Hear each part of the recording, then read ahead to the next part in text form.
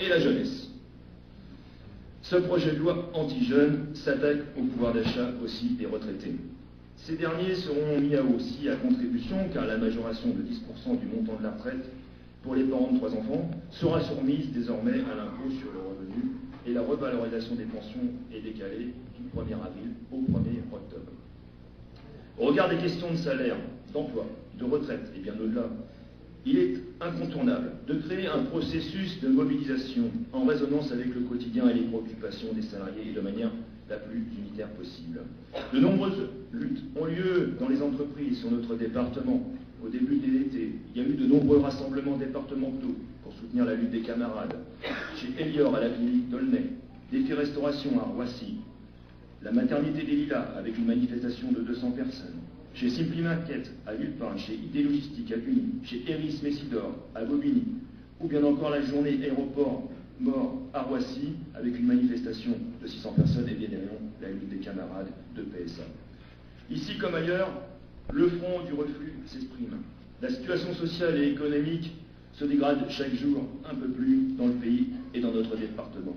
Les souffrances sociales doivent trouver dans la CGT des réponses et un cadre pour qu'elles puissent s'exprimer face aux tenants du capital qui vivent au-dessus de nos moyens. Nous pouvons observer à travers ces luttes un esprit combatif, de la disponibilité et de la capacité à se mobiliser de la part des salariés. Et votre présence nombreuse ce matin en témoigne aussi. Je rappelle qu'en 2010, je me rappelle une AG à Saint-Denis, et on avait déjà plusieurs mois de mobilisation derrière nous. Nous étions 150 à l'Assemblée Générale de rentrée. Nous sommes supérieurs.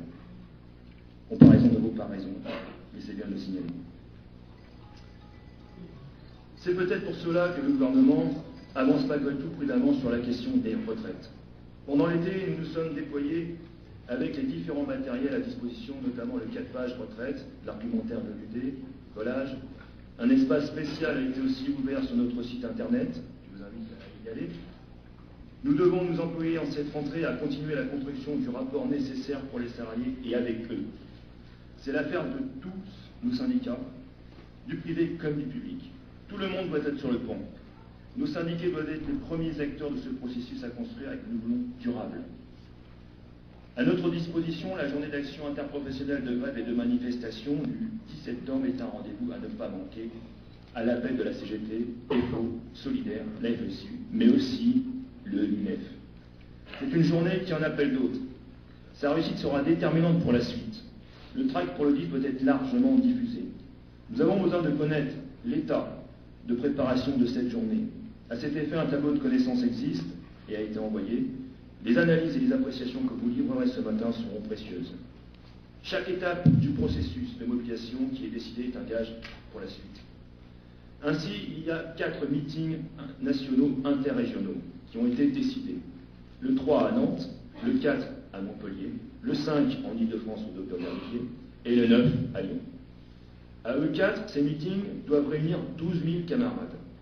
Cet objectif est très ambitieux.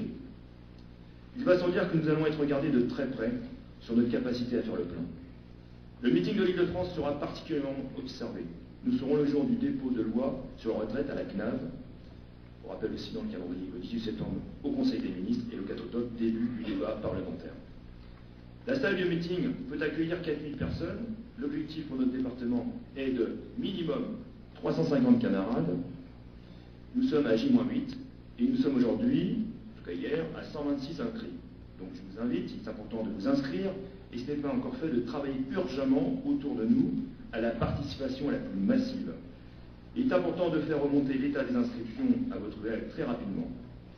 Ces meetings, et en ce qui nous concerne notre meeting, vont donner le ton pour la suite et notamment le 10. C'est une étape incontournable pour la démultiplication dans l'action des salariés. De plus, notre meeting sera le seul qui sera retransmis en direct. La presse ne nous fera pas de cadeau, alors ne lui en faisons pas en étant très nombreux. Dans la période qui s'ouvre de lutte et de bataille des idées, la question de la syndicalisation est à prendre à bras-le-corps. Nous observons une tendance positive sur notre département par rapport à l'année dernière en termes d'adhésion nouvelle.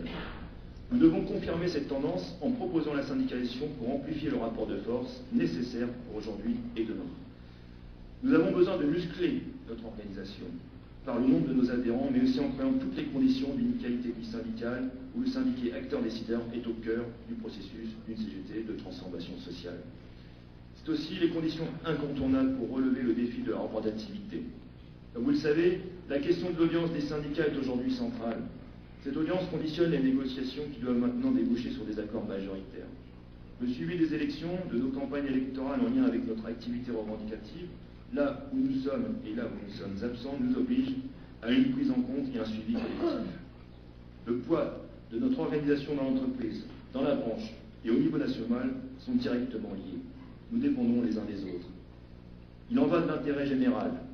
Les résultats dans le privé sont tombés fin mars. Vous connaissez les résultats, nous sommes deuxième en Île-de-France, derrière la CFDT, de très peu. La représentativité s'apprécie bien sûr avec les chiffres du public. Ainsi, nous sommes en tête en Île-de-France devant la CFDT avec 1,70 points d'avance. Il n'y a pas de déclinaison départementale. La bataille de la représentativité n'est pas un supplément d'âme. Et nous avons l'obligation ensemble d'analyser ces résultats, d'en tirer les enseignements et de travailler les perspectives. C'est ce que nous commencerons à faire dès septembre lors d'un bureau ULUS élargi. La représentativité dans le privé est d'ores et déjà repartie sur un cycle de 4 ans depuis le 1er janvier 2012, avec les élections dans les comités d'entreprise et d'EP. Partout où cela est possible, nous devons présenter des listes. Et dans les 3 collèges, car chaque voix compte. Toutes les négociations des protocoles électoraux, préélectoraux, doivent être prises en compte avec un plan de travail d'importation.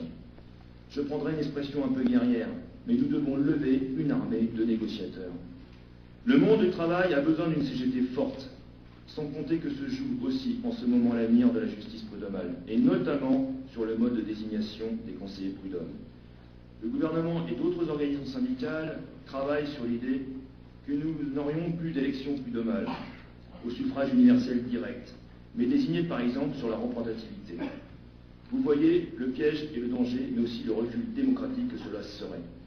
Toujours sur le sujet de la représentativité, nous allons, dans les jours qui viennent, créer un collectif départemental de campagne en vue des élections qui auront lieu en décembre 2014 et pour la première fois dans les 3 fonctions publiques de manière simultanée. Ces élections devront être prises en compte de manière interprofessionnelle. En 2015, si tout va bien, 2014, élections dans la fonction publique. En 2015, si tout va bien, ce sera les élections prud'homales. Et en 2016, ce sera de nouveau le tour des TPE. Entre-temps, nous aurons notre 19e congrès de l'UD qui aura lieu au Doc de Verviers-Saint-Denis du 21 au 29 mai 2014. Vous pouvez d'ores et déjà noter ces dates. Un congrès est toujours un rendez-vous important dans la vie démocratique de notre organisation. Ensemble, nous aurons la charge de nous doter des meilleurs et nécessaires outils pour aborder les enjeux présents et à venir, et d'avoir, comme il est inscrit sur la fiche du congrès qui est dans vos sacoches, une CGT à nos côtés, utile, solidaire, combative. Je vous remercie.